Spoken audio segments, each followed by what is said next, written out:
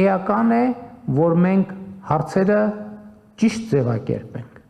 Հարցերը ձևակերպենք Հայաստան-Թուրքիա հարաբերությունների տրամաբանության մեջ, որովհետև հենց դա է մեր օրակարգին, մեր սեղանին, եւ դա է մեր օրակարգը, եւ այս օրակարգով իհարկե անպայման պետք է ամեն ինչ անենք, որ տեղի ունենա, եւ ես հիշում եմ, որ Թուրքիայից լրագրողների խումբ էր ժամանել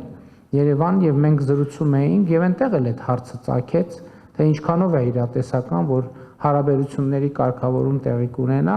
Ես այնտեղ իմ կարծիքը արտահայտեցի, որ իմ կարծիքով մենք մի ճանապարհի վրա ոտք ենք դրել եւ այդ ճանապարհը ենթադրում է, որ Հայաստան-Թուրքիա հարաբերությունների կարգավորումը ժամանակի հարց է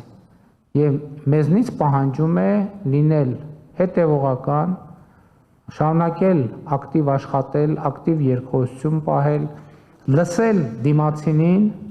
եւ սեփական դիրքորոշումները փորձել հնարավորինս մատչելի ներկայացնել եւ ահա այդ բոլոր փաստերի եւ փաստարկների շփման եւ փոխգործակցության արդյունքում ես համոզված եմ, որ մենք արդյունք կունենանք։ Բայց մյուս կողմից ես էլի ուզում եմ ասել, ես ինչի սկսեցի այդ պատմական ձևակերպումներից, մյուս կողմից էլ մենք էլի մեր նախկին փորձից պետք է որոշակի հետևություններ եւ դասեր առնենք, ոչ միայն այս տրամաբանության մեջ, այլև ընդհանրապես։ Մենք հիմա այս այցից չպետք է այսպիսի չափազանցված սպասելիքներ ունենանք։ Այն փաստը, որ այցը կայանում է, ինքը արդեն իմիջիալոց ես ասեմ 2 տարի առաջ նման այցի լինելը արդեն չափազանցված սպասելիք կհամարվեր։ Գուցե նույնիսկ մի տարի առաջ, գուցե նույնիսկ 6 ամիս առաջ չափազանցված սպասելիք կհամարվեր։ Այսինքն նկատի ունեմ այդ ակնկալիքը արդեն իսկ կայացել է եւ իմ պատկերացրած ակնկալիքը այն է, որ այս այցը պետք է ապահովի միջպետական երկխոսության հետագա բնականոն ընթացքը եւ մեր տրամադրվածությունը այդպիսին է։ Ես իհարկե ուզում եմ ասել նաեւ, որ իհարկե պատրաստվում եմ Թուրքիայի նախագահին շնորհակալություն հայտնել այս հրավերի համար եւ նաեւ պատրաստվում եմ հրավիրել նրան մասնակցություն ունենալ Հայաստանում հաջորդ տարի գարնանը, գիտեք, որ Երևանում տեղի է ունենալու